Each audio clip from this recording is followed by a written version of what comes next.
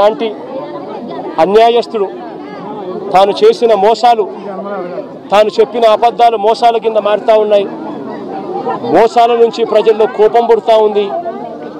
ఆ ప్రజల కోపం పెంచుకొని ప్రజలు రోడ్ల మీదకి వచ్చి చంద్రబాబు ప్రభుత్వానికి వ్యతిరేకంగా తిరగబడే రోజు కూడా దగ్గరలో ఉంది. అది జరగకూడదు అని చంద్రబాబు నాయుడు రెడ్ బుక్ పాలన సాగిస్తూ ఉన్నా కూడా అవి ఎక్కువ రోజులు ప్రజలను అలా నిర్బంధించలేరు. ప్రజలు ఖచ్చితంగా తిరగబడతారు అని కూడా ఈ సందర్భంగా ఇన్సూరెన్స్ ప్రీమియం మీరు చెప్పినట్టుగా ప్రభుత్వం కట్టలేదు, పొలాలు మునిగిపోయినాయి, ఎన్యూమరేషన్ స్టార్ట్ కాలేదు. మరి ఇన్సూరెన్స్ ప్రీమియం వస్తుందా, ఇన్సూరెన్స్ వస్తుందా రాదా? రాదు కాబట్టే కదా నేను అడిగేది. అందుకని బాధపడుతూ నేను చంద్రబాబు నాయుడు బుద్ధి ఉందా, జ్ఞానం ఉందా అని చెప్పి చంద్రబాబు నాయుడుని తిడుతున్నాను. చంద్రబాబు నాయుడు ప్రశ్నిస్తున్నాను. ఎందుకు కట్టడం లేదని అడుగుతా ఉన్నాను, ఎందుకు చేయడం లేదని అడుగుతా ఉన్నాను. ఈ క్రాప్ ఫస్ట్ దానికి చేయాలి అని అంటే ఫస్ట్ ఈ క్రాప్ చేయాలి. మీ గ్రామంలో ఈ క్రాప్ జరుగుతూ ఉందా నువ్వే చెప్పు. నీ గ్రామంలో ఈ క్రాపే జరగనప్పుడు ఇక ఏ రకంగా ఇన్సూరెన్స్ అంటే ఇన్సూరెన్స్ ఎగనామా పెడుతున్నట్టే కదా. ఈ క్రాపే జరగనప్పుడు ఇక దీనికి ఇన్పుట్ సబ్సిడీకి సంబంధించి నీకు ఏ రకంగా నీకు సొమ్మిస్తాడు? తెలుగుదేశం పార్టీకి సంబంధించిన వాడు ఎవడైతే రాసుకుంటాడో, నీ పేరేం పేరు? సాంబా అంటే వైసీపీనో లేకపోతే న్యూట్రల్లో అయితే రాదు. ఒక నిమిషం, ప్రకాష్ ఏమన్నా తెలుగుదేశం అని అనుకో, ప్రకాష్ టిక్.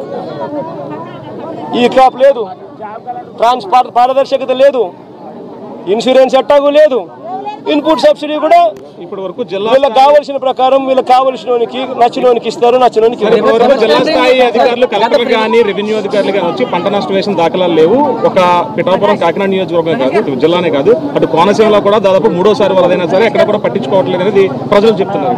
అదే కదా చెప్తా ఉన్నా. బాని పేరేం పేరు? సత్య. అదే సత్య నేను చెప్తా ఉన్నాను. ప్రభుత్వం స్పందించడం లేదనే కదా నేను చెప్పేది. ప్రభుత్వం అంతా ఫోటోలకు పరిమితం అవుతా ఉంది. చంద్రబాబు నాయుడు అనే వ్యక్తి టోటల్గా డ్రామా ఆర్టిస్ట్ అయిపోయినాడు. మామూలుగా పవన్ కళ్యాణ్ సినిమా స్టార్, కానీ ఇక్కడ కాదు. పాపం ఆయన కొత్తగా వచ్చాడు, పాపం ఆయనకి ఏం తెలిసినట్టు లేదు. కానీ చంద్రబాబు నాయుడు పవన్ కళ్యాణ్ మించిపోయినాడు. ఆయన సినిమా ఆర్టిస్ట్ అయితే ఈయన డ్రామా ఆర్టిస్ట్. గత ప్రభుత్వ నిర్లక్ష్యం వల్ల ఏలేరు ఆధునీకరణ చేశారు. రీటెండరింగ్ పేరుతో నిధులు ప్రకటించినప్పటికీ ఎక్కడ కూడా నిధులు ఇవ్వలేదని చెప్పి ఆరోపిస్తున్నారు. పేరేం పేరున్నా? అదే ప్రకాష్ నేను చెప్పేది. కనీసం మా హయాంలో 2000 వాళ్ళు Chandrababu Naidu already revise estimate చేసినాడు స్వామి 295 కోట్ల రూపాయలకు. అది ఉంది, జరుగుతూ ఉంది. మే హయాంలో దాన్ని వేగం ఎందుకు పెంచలేకపోయాము అని అంటే నిండుగా రిజర్వాయర్లు ఉన్నాయి. మోడర్నైజేషన్ ఆఫ్ కెనాల్ చేయాలి అని అంటే క్రాప్ హాలిడే ప్రకటించాలి. నిండు కుండల రిజర్వాయర్ ఉన్నప్పుడు ఎందుకులే హాలిడే ప్రకటించడం ఎందుకు?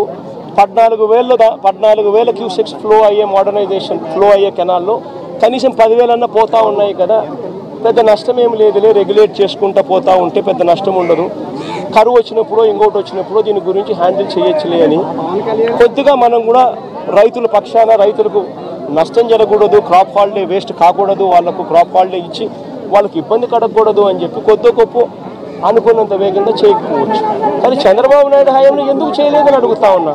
ఇదే 295 కోట్ల రూపాయలకి ఎస్టిమేట్లు పెంచింది చంద్రబాబే కదా. 2015 ఏప్రిల్లోనే పెంచాడు కదా. మనం పెంచినప్పుడు తన హయాంలో తనకు 2015 నుంచి 4 ఏళ్ళు తన అధికారంలో ఉంది. 4 ఏళ్ళు కరువే, రైతులకు ఈ రిజర్వాయర్లు నీళ్లు లేవు, రైతులకు పంట క్రాప్ హాలిడే ఈకిపోయి